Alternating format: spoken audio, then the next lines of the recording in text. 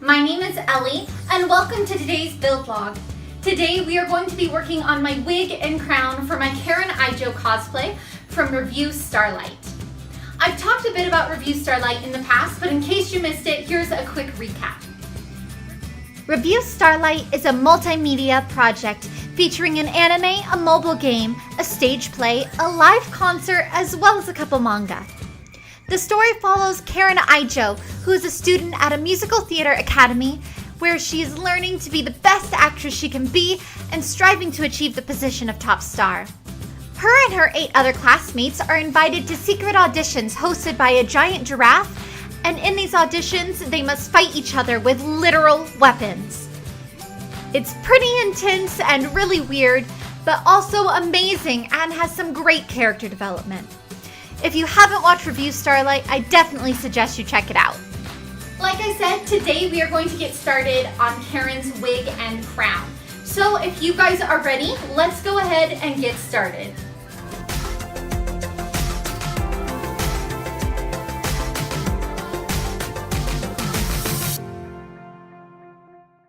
For Karen's wig, we're going to be starting with a Fiesta in copper red from Epic Cosplay Wigs. I bought this wig a few months ago and I'm just now getting around to styling it. As you can see, this wig starts out as a curly wig, but Karen's hair, while natural and wavy, isn't particularly curly. So I am using a hair dryer on the highest setting and I am loosening up these curls using my fingers and a brush and hoping the heat will relax the curls. Once I have the fibers straight enough, I'm going to go ahead and work out my pigtails. First, I'm going to just put them into place and see how much hair needs to be in each pigtail. And I'm going to clip them into place or put them in with elastics just so I can kind of see how it looks.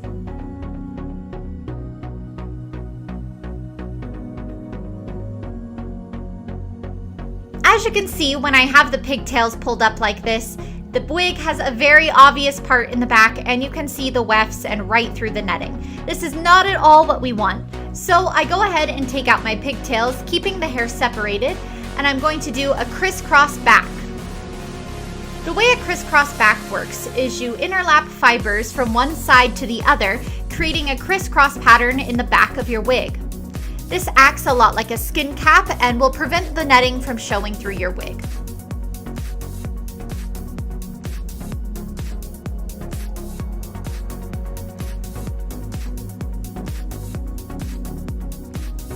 Once I feel like my hair has been crisscrossed enough to where there won't be any netting showing, I'm going to go ahead and put my pigtails back into their elastics.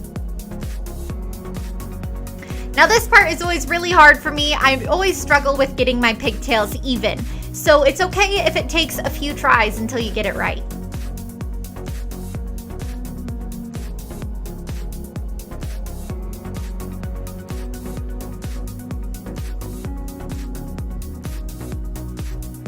So now that we have Karen's style mostly in place, it's time to chop off all this extra hair. This wig hit me around the bust line and Karen's hair is a little bit above her shoulders. So I'm gonna chop off all of that excess hair. Just like with any wig, it's always smart to chop a little bit at first, try it on, and then chop more. You don't want to take off too much hair and be left with way too short of a wig. With that extra length gone, I'm going to go ahead and heat up my fibers again, brushing them out and trying to get them flat.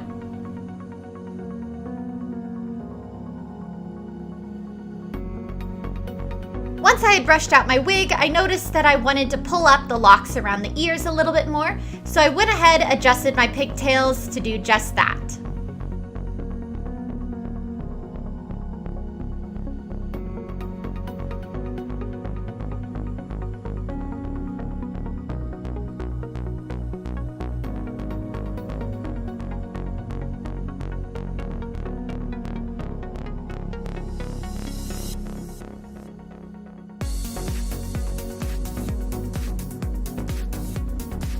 Now that the wig is closer to the proper length, I'm going to go ahead and feather out all of my edges, so this way we don't have any blunt edges on our wig.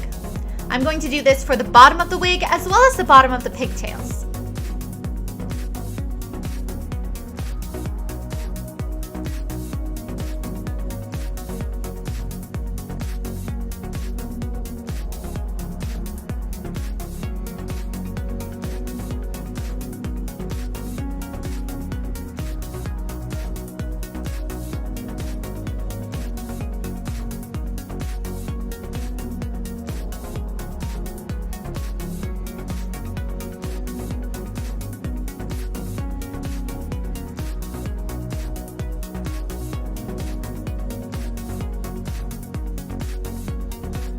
A quick test with my crown shows that everything is looking pretty darn good. So I'm going to cover up my elastics with a little bit of hair that we had chopped off the bottom.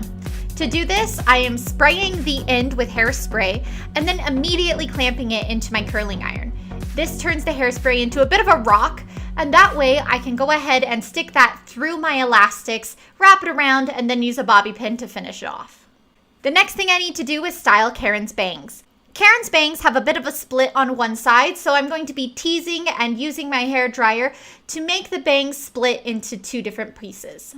And with that, our wig is pretty much done. After recording this, I did go back through and cut off another maybe 4 inches from the length, and I did thin out the pigtails a bit more. But other than that, this is how my wig looks. Next, we're going to be moving on to the crown. For Karen's battle outfit, she wears this very cute crown that looks a lot like something you would see in Lolita fashion. To make this crown, I'm going to be starting with a red velveteen material. This is not a velvet, so it's not plush, but it does have the same sort of hand, and it's a lot thicker than a velvet. So I have created a circle, and I'm going to go ahead and cut that out of my velvet material. Now that I have my circle cut out, I'm going to go ahead and stuff it with polyfill. This is how I'm going to get that poofy shape that Karen's crown has. So once I'm sure that I like the shape, I'm going to be using my hot glue gun to create little darts all the way around the edge of my circle.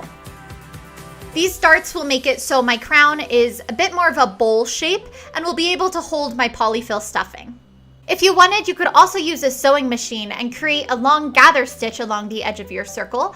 However, I did not feel like sewing this day, so I simply used my hot glue gun. Once you've completed all your darts, go ahead and stuff your polyfill back in.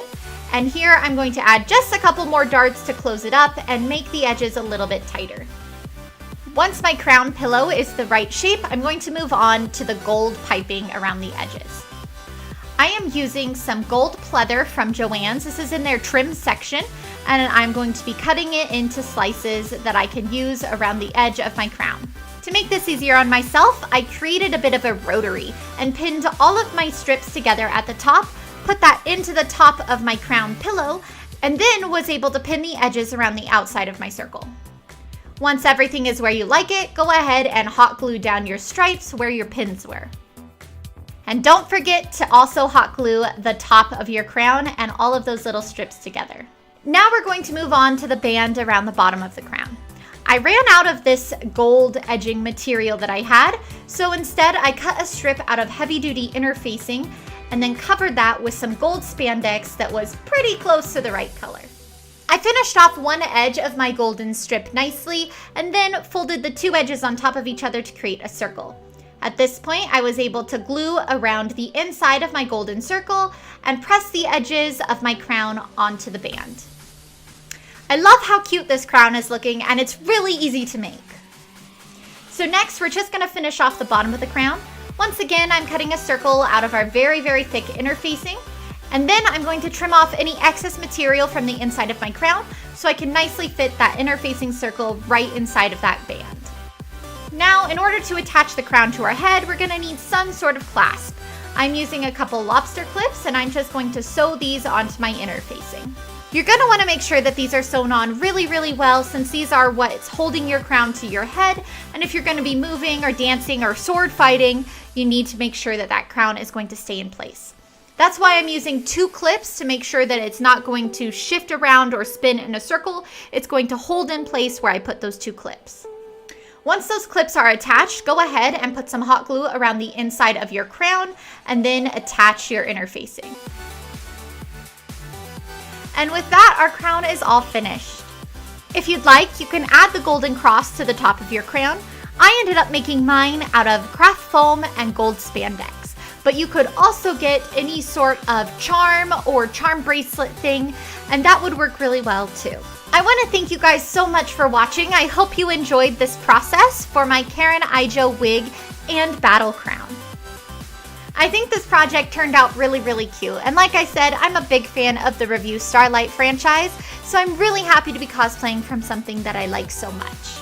Let me know in the comments below if you would like to see more build logs for how I made my Karen Aijou costume. I can't guarantee that I'll make any, but if you'd like to see them, I'll try my hardest. Once again, thank you guys so much for watching. I hope you enjoyed, and as always, keep sewing, stay positive, and have fun. I will see you all next time. Bye!